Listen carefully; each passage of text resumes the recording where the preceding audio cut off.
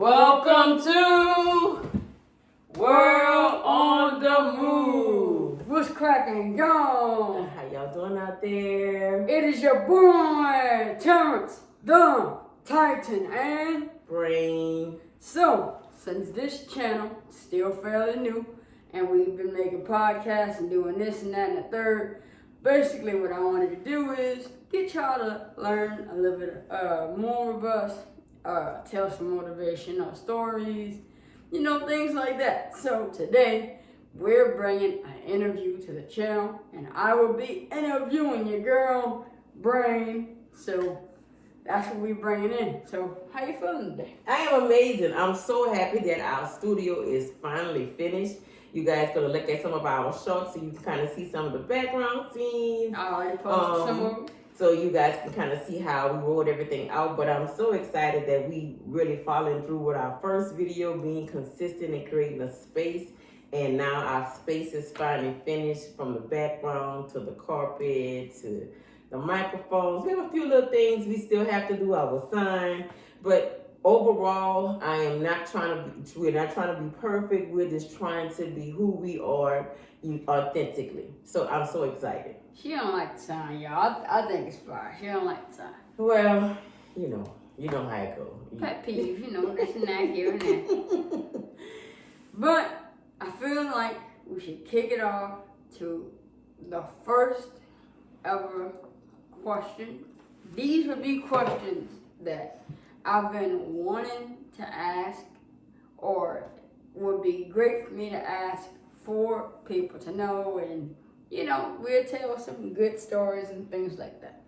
So the first question I want to ask, when birthing me, what was, after understanding, the doctors telling you what was going on with me, where did the first place did you go for motivation?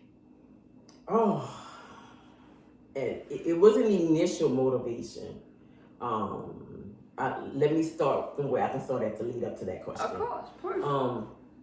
So I wasn't told that you was visually impaired and or blind when I had you.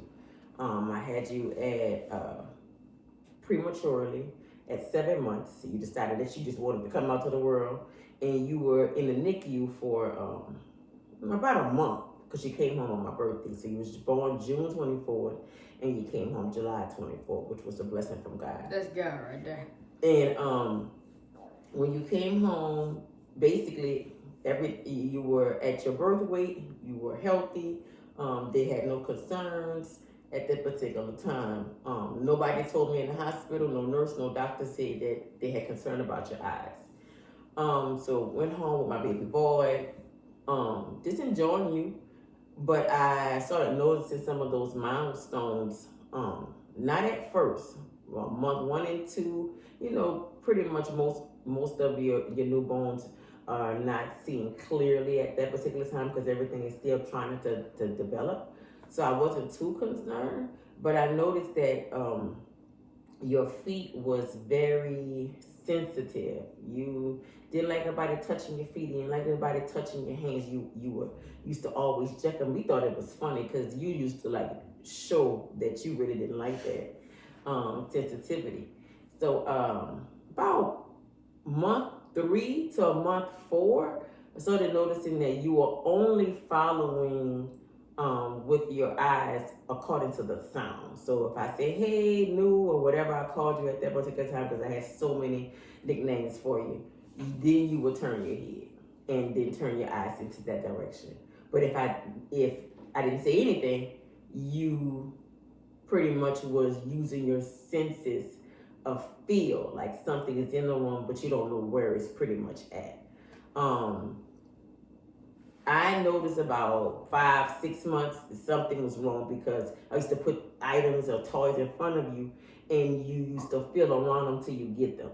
And so I was like, okay, I think something is wrong with my child's eyes, and I need to go check this out and not be just sitting back trying to wait for somebody to come tell me, right? And I have went to all your follow-up doctor's appointments, and Nobody ever said anything that anything was wrong with your eyes. I'm gonna be honest with you. At that particular time, I had to go off of this the intuition as a parent. So I took you to the doctor, and then that's when I noticed the doctor gave me eye drops. He didn't even find out. He said you had an eye infection. I was in tears because at this time I knew something was wrong. I even knew something was wrong. He was checking his eyes. He couldn't. I don't know if he wasn't. He didn't have any wisdom in that particular area or what have you. But he gave me eye drops for eye infection. I did not give that to my son. I called Children's Hospital in New Orleans, and I went straight to an ophthalmologist in that same week because at this time it became evident to me that something was wrong, and I don't know if something was going to be hidden or what, but I knew something was wrong and to do something about it because nobody was helping me. When I went to the Children's Hospital, Dr. Beavers, who we currently still go to now, she just be so amazed by you. But she was the first person that did your eye exam, and she was the person who pulled me in the room and said that your son is blind. He doesn't see the light perception. It's called small optic nerves hypoplasia. When the light perception that's supposed to have an image in front of it, it's so small that the light is not showing the image like a projector. That's the best way I can explain it. How she explained it to me. When the light hits the eye, it's supposed to show that image, but it was so small, the light couldn't make it to the other side to put the image up on his eyes. Okay, oh, that's a cool way of showing. That's kind of fire. I can't even care. That's the way that that's the only way that I can really describe it for people to kind of understand. It makes sense. I was distraught. I knew something was wrong, but I was distraught. You needed that confirmed. Right. And I wasn't distraught because my son is blind. I was distraught because of the world has a seeing environment. There is not, we don't live in a world that is a seeing environment. And I never was around anybody that had to use so many accommodations. And so I was looking at it from a perspective that how am I going to get the world to accept my son? And so I started carrying that weight. But after I began to started researching vision impaired books and groups and being around other parents that has children with vision impaired and are blind, the community kind of helped me that there are a lot of things out here that can assist your child to be to get ready for this particular C&I world. And not always did it calm me down, but it gave me some type of hope. Yes, some type of direction. Not hope, because I had the hope. It's just that I needed the skill set. I needed the toolbox so I can get you to the point where you can live an independent lifestyle. So my initial thought process when I learned was I was distraught because I needed to make the world see how you see. But I did not know it was. Now I understand it wasn't my responsibility. My responsibility was to equip you with the tools, and it became fun after a while. Once I started getting my toolbox filled, it became fun because teaching you was just amazing. I mean, we were learning together. We were.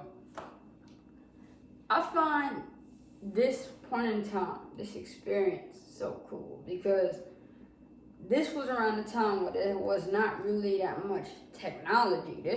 I was born in 2000, so I'm trying to think. I love asking these questions because I'm trying to think from your perspective. There's not really a lot of technology. What was the first place you went? Where did you first go? So I contacted a advocate center to help me with advocacy. I don't particularly remember the group at that particular time, but they helped any child with disabilities. And I was able to get a coordinator to come out to the home to do an assessment, and she was able to develop services for you like occupational therapy, physical therapy.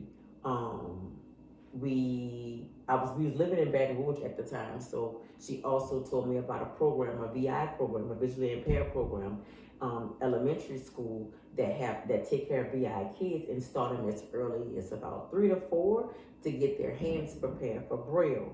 So the way that I found this center is I just went to the library. The library, I love the library to this day. Yeah. And I know I'm saying library incorrectly, but he always tell me, but look, it is what it is. That's just how I pronounce it. Perfection. So I love the resources at the library. I started there. I searched the internet because the internet, we still had the internet, so I'm not that old. You like to call me old, but we had that one. I had to print out the work. I had to print out the information so I can contact them. And it started once I started getting in the community that knows those resources, that's when I was able to ask another person and ask another person and ask another person, and then I got connected with other families like Christie family. And we started doing life together at that particular time, and so we would share information. So that's how I was able to kind of reel in some accommodations and modifications for it. So as a visually impaired parent back then, was there much as a visually impaired community as you can see that you could get into now? The resources is amazing now. You was pulling teeth then because you didn't have the access to the internet, so you had to go by more of the word of mouth and working with the advocacy center.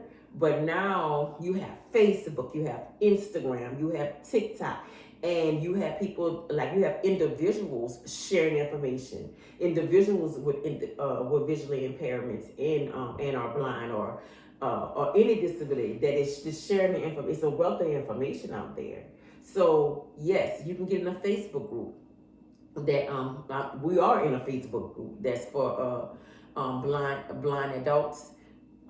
They share resources, they share software, they share a day in the life, they share all the financial programs as well as grants. They share so much of information, cane travel, guide dog information. So the Facebook group, when that came about, I love that group because you could literally ask any question in this particular group, and I promise you, somebody from some state will know, and then they'll backdoor and email you or whatever information or contact that you gave them to contact you. They will give you the info.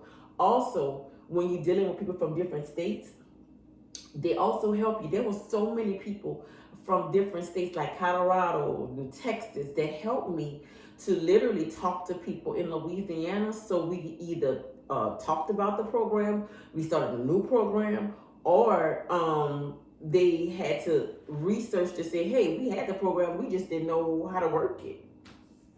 That's cool. So now I have a question going further into my lifespan. You being a parent of somebody that's visually impaired. Mm-hmm. As the time passed and as the time progressed and you doing life with me and we doing life with each other, what was your first thoughts when you saw me really see for the first time? So this is a twofold question for me because I remember God showing me that you will see, right? Mm-hmm. And so he showed me this when you were about 1 or 2. That? I knew you told me, but I didn't know it was that. Yeah, he showed me this about 1 or 2. And at that particular time, I love the Lord, but I wasn't following the precepts, and I wasn't following his principles at that particular time. So love and being obedient is two different things, because love going to cause you to be obedient and follow the, not the custom of this world, but the custom of the way that God wants you to follow. But he showed me this because my gift is the gift that he gives you is the gift that he gives you, right? And so it don't go away because you in the world. Exactly, right. So anyway, he showed me this at that particular time, and I believed it, but I didn't accept it, right? Now I believe, Lord, I see it, but right now I'm so busy with trying to make sure that he has everything he needs. Yeah, so we'll cross that bridge when we get to it. Yeah. Right? So that it was more of that. But as life, and life was happening, and God was drawing me nearer and nearer and closer, he would just show me different things that, different visions, and I always couldn't make. When he showed me vision, he don't always show me how it's gonna happen. He just showed me the ending result, and so he'll show it to me, and I just be like, Lord, I thank you. So the very first time, I remember you called me pretty. Was in Lafayette. Yeah. That brought tears to my eye, and you didn't say, "Mom, you look pretty today."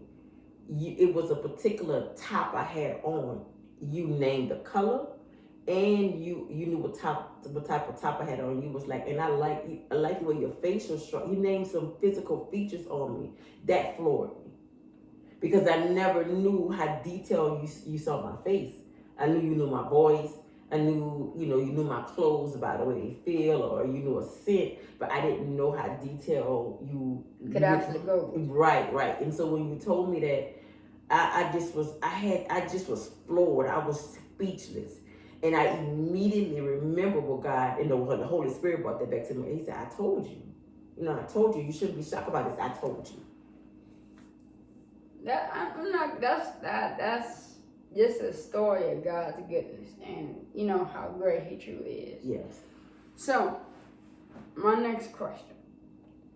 Did you have any fear the older I got, around 18, 19, and me actually going into the world? So. Oh. Yes, and yes. Of course.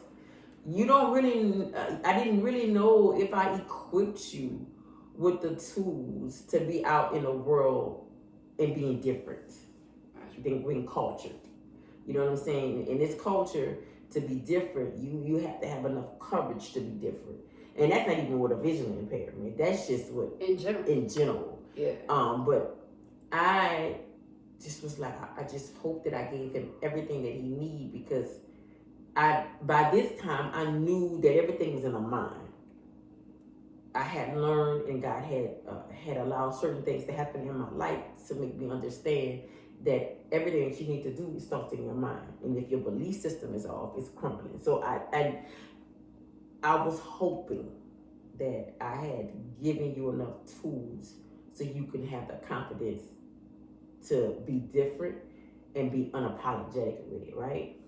But yes, I was very worried. I was worried about when you crossed the street, if you didn't see the car. The enemy was sending weird stuff. Oh, he gonna get hit by a car because he gonna cross the street and he don't see the car. Somebody gonna try to mess up him with his money because he ain't counting his money right. I mean, anything, and then anything that I felt that had to do something with sight. I literally was allowing the enemy to tell me, like, this is gonna happen, until you started getting out here and doing it, and then you was doing it. I never would say it out of my mouth. I just get on my knees because I knew where a voice was coming from, but it was hard not to think, it was hard not to entertain it, if that would make sense. Now I got a funny question for the people, because we talked about another podcast. And we talked about this in other podcasts too. I just wanted to expand on it with this interview. Mm-hmm. How did you feel when you would get calls from the school that I'm running away from AIDS and no one knew where I was at, and I always would disappear and appear in class? Like, how did you feel getting all these calls daily? I loved it, to be honest with you. I loved it. I love when you were coming into your own, meaning that you were you wanted to be more independent, and you didn't want your one-on-ones to be with you in your classrooms because you were getting older. You knew how to do it. You knew how to do school at this particular time. So when they used to be calling me, I used to be like, did you ask him, do he want the aid with him today? Because if you don't want him, that's just like any person.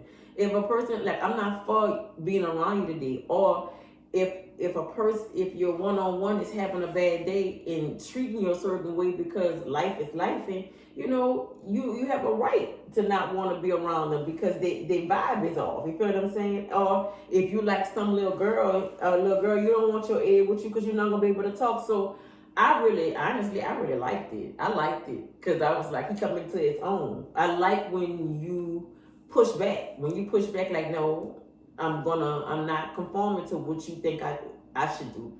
I'm doing what I know that I want to do. So I liked it. That's why I never. Yeah. You ain't never told them, but tell them an experience. Like, tell them what funny stories. Oh man, so when he first tested out of like special ed, because they put you in special ed because, first of all, when you have children that learn differently, the school system don't know what to do. They immediately have to put a label on something so they can follow their whatever policy or whatever plan that they can put your child in for school. So when he tested out of special ed, because nothing was wrong with his learning ability, he just was visually impaired. That means that he needed accommodations, like a 504 program, accommodations in the classroom, because he reads Braille, his teachers don't. So when he started transitioning to general education, and he didn't want his aid with him, which is understandable because you have like 27 kids in the classroom. You're the only person that has an aid with you. That sometimes you could be, it make you feel like you're singled out. And so when they called me, I remember a particular teacher called me and said, Terrence went to math, and he was supposed to wait for us, but he went from the cafeteria straight to math class. And I was like, well, go to math class. Then you calling me? I'm not about to come up there and go get him out of math class or talk to him and ask him why he left you. Go in there, And so I was like, he in class now? And he was like, yeah. And I was like, well, he's in class. So you calling me and fussing about him because he's in class? Like, he didn't run out of the cafeteria to run to the playground. He ran out of the cafeteria to run in class. Like, that's weird. So they just, she was like, well, he knows that he's supposed to have his aid with him at all times. Well, go to class. Let the aid go into class. You wasting time on the phone with me because he as a child didn't come get the aid to bring him to class. It's like, I want you to be so reliant on me that you come get me so you can own it. No, that's dependency. He knows his schedule. He independently went to class, and if the aide wants to be there to accommodate him, let her go. If not, let her stay in the class until he come back and give her the worksheets that they need to work on. Simple. Like they would bring me somewhere and like walk away. So, all right, you gonna walk away? I'm gonna walk away too. And so it sometimes it seems like it was like a dependency, a codependency type of relationship or what have you. And they wanted, sometimes it seemed like they wanted you to acknowledge that you need help and you need me. So come get me so you can get your accommodations. And what I was teaching you is use your accommodations when it's needed. But when you're getting more independent in that particular area, lean into your independency and then ask for what you need. Because that's what I think accommodations is. The accommodation is not for you to rely on that on that particular accommodations if it's not necessary. You grow to a certain point, and then now I can specifically ask for what I need out of the accommodations because I don't need all of that. Yeah, that's as real as it gets. So now I have a question. We've been inching in and going into different fields. Mm-hmm.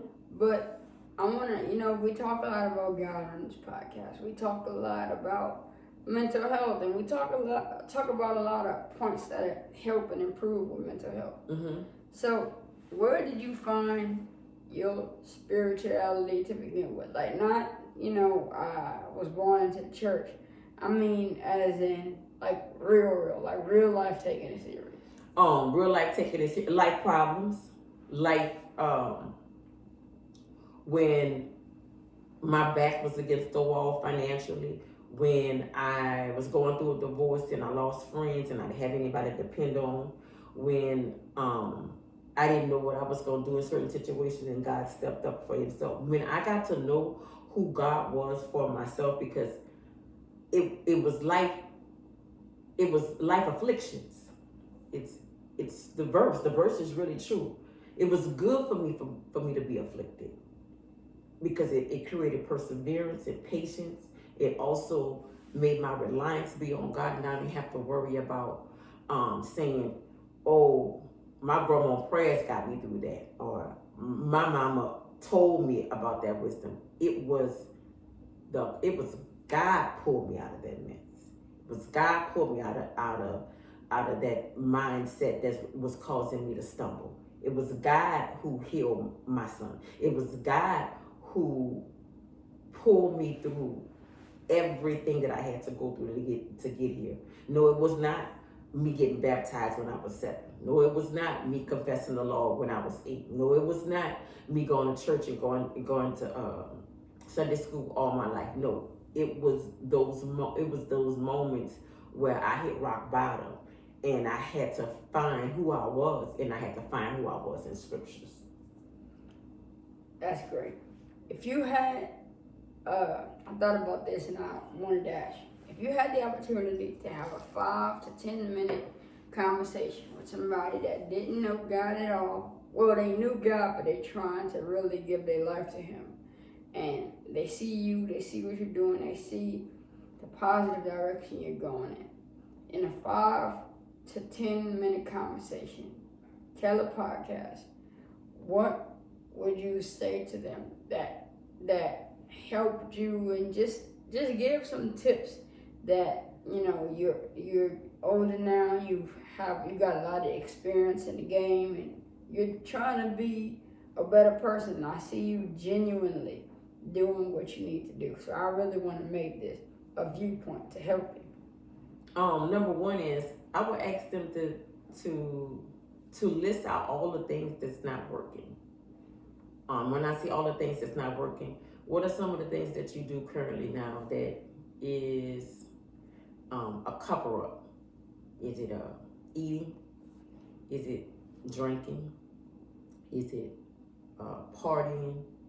Is it calling your friends? Is it smoking weed? Is it blasting music loud? Is it going to take a ride?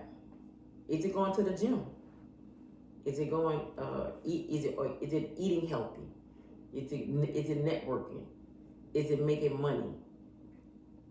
Is it list out the things that is causing you to be distracted from that silent voice, and tell me what it is.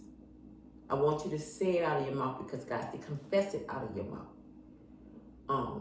It don't always have to be bad things that we're distracting ourselves with. We literally are functioning adults. We can go to work, we can make money, we can get careers that make 6 figures, we can get married, we can do all of the things that culturally deemed as successful. But who are you behind closed doors? What's in that mindset? What are you doing in your alone time that's causing you to be distracted while you're not talking to the person who gave you breath? Once we talk about that, what you covering up, and why you haven't brought that very thing unto God, and how much of it you want it to go, because that allows us to know, do you really want to be healed? Anytime that God actually went and healed anybody, he first asked them what they did. the blind man, which I love, was sitting by the pool. He asked him, "Do you really want to be healed?" "But Lord, they get in the pool before me." Get in, because I can want you to know this, Heavenly Father, for myself all I want. If you don't see it as a problem, and if you don't want to be healed, then I'm just talking.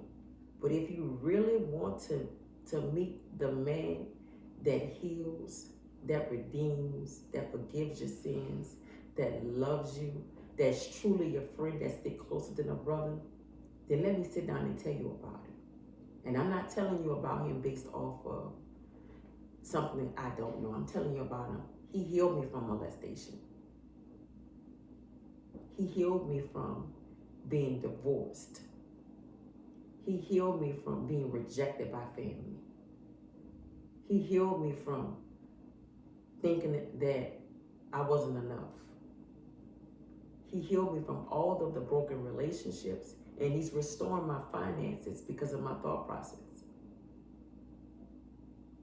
Only a God can do that. Not a financial advisor, not a counselor. Those counseling is excellent. A financial advisor is excellent in its place, but if you don't change that mindset, you're going to be doing the same thing over and over again. And how do we change our mindset?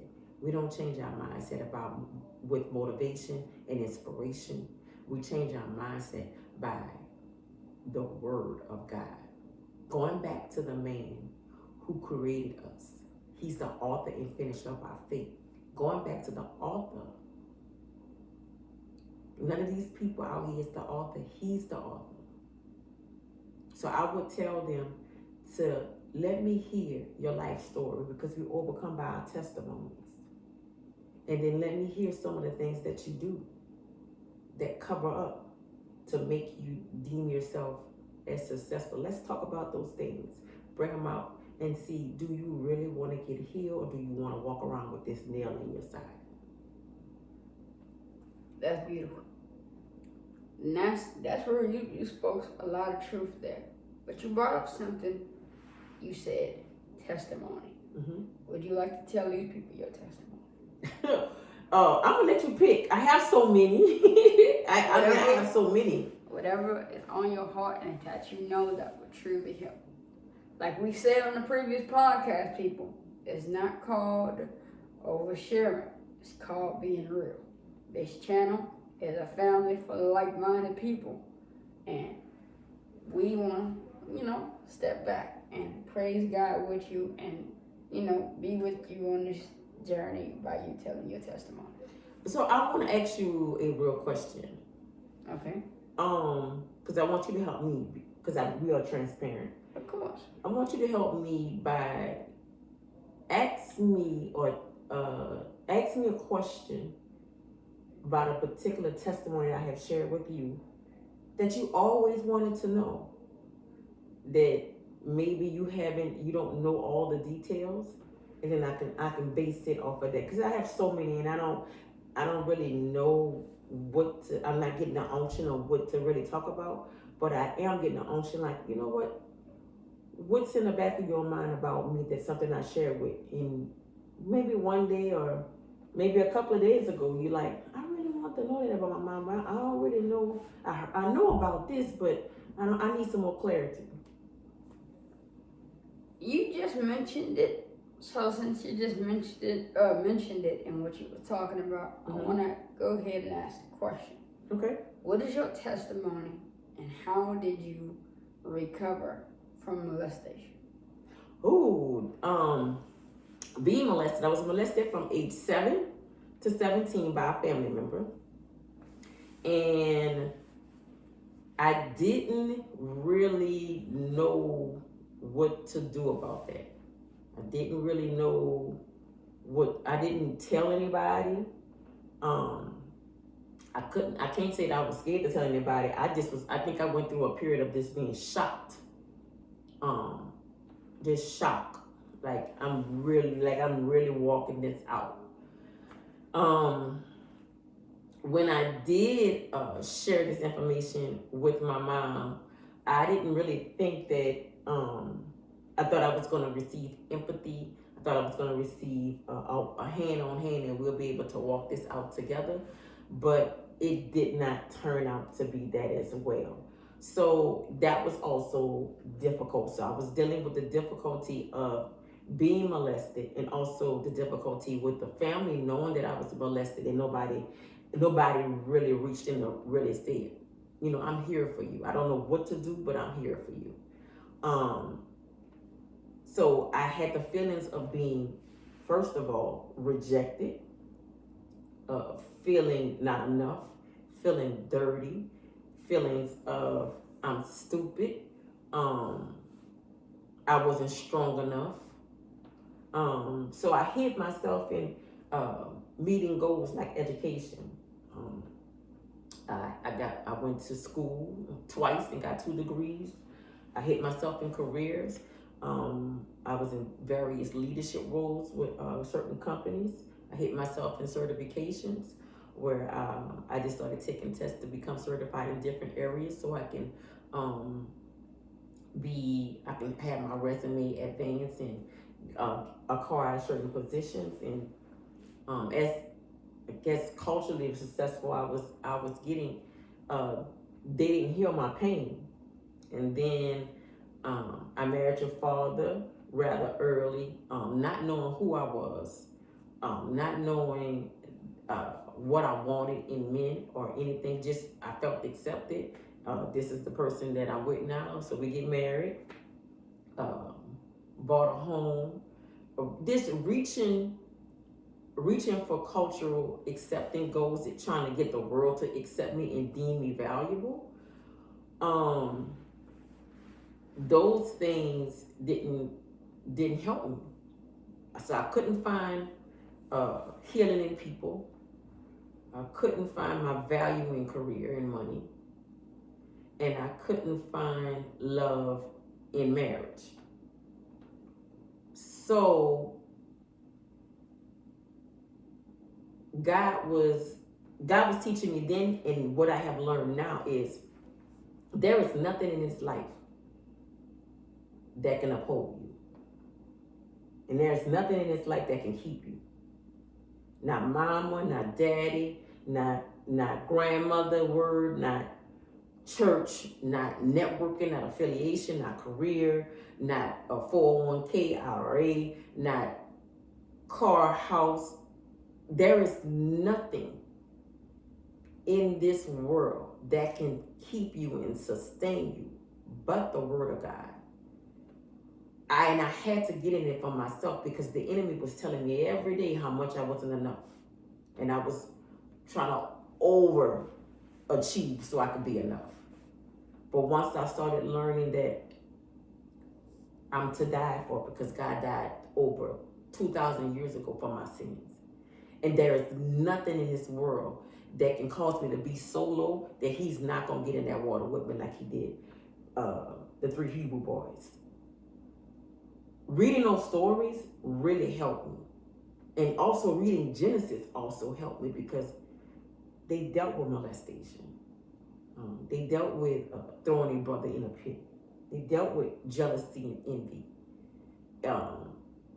And there was nobody that had a road to being a believer that was straight. And I was seeing myself in the Bible like, oh, okay.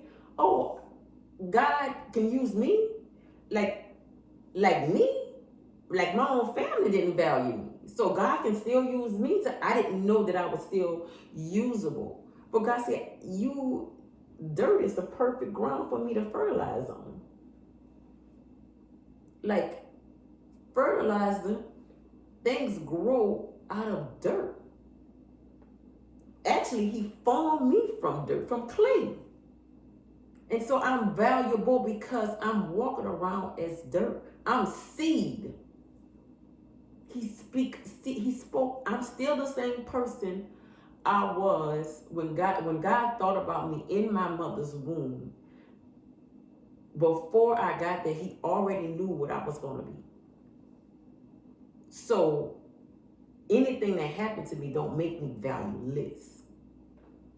makes me valuable. That hit. That's the. Yeah. That's. So once I know that the immutable God, the unchanging God, never changed his mind about me, regardless of what I've been through or regardless of what I allowed, made me stand 10 toes down, because it's nothing that nobody can do to me. And it's nothing that nobody can say about me. And it's nothing that nobody can keep from me, because God won't hold no good thing from me. There's nothing that nobody can go whisper to God and say, don't give it to me. There is nothing I can do that God gonna fall out with me. That gives me so much of confidence in life.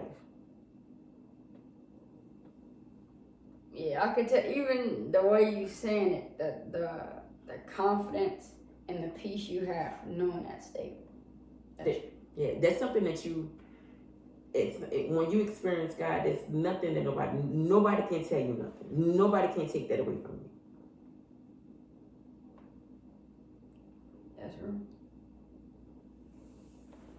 So, this was so beautiful, because we always hear on the other side, but you basically reached the pinnacle of cultural success, from the jobs you had to all the degrees in the house, and being able to get the house and married, and you had nice car. Like, you was able to feel that as well, but you also was just so real with us and really letting us know the truth about a lot of stuff, and I truly appreciate you for that. Oh, thank you, son. That's my goal. This podcast, this episode is gonna go up in history as the most informative, and it was extremely beautiful to sit here and let you talk and tell the world your testimony. Thank you. Thank you for this time. Thank you for encouraging me, because I was like, so you just gonna interview me and I don't know the questions? I was like, okay, I can't do nothing but to be truthful. Hey, that's real, because here's the thing. I see your day-to-day, like, none of us are perfect, but you genuinely, you one of the first people I saw. There's only a handful of people that genuinely try. And not even just genuinely try, genuinely make that effort, genuinely go out there and get it. Like, genuinely, really have these goals and dreams. Like, it was crazy. Like, making the World on the Move podcast. The goal for me, I was like, we could go to different places, we can do all this. You said, oh, let's have an inside headquarters. We had nothing. We had tables and chairs all around here.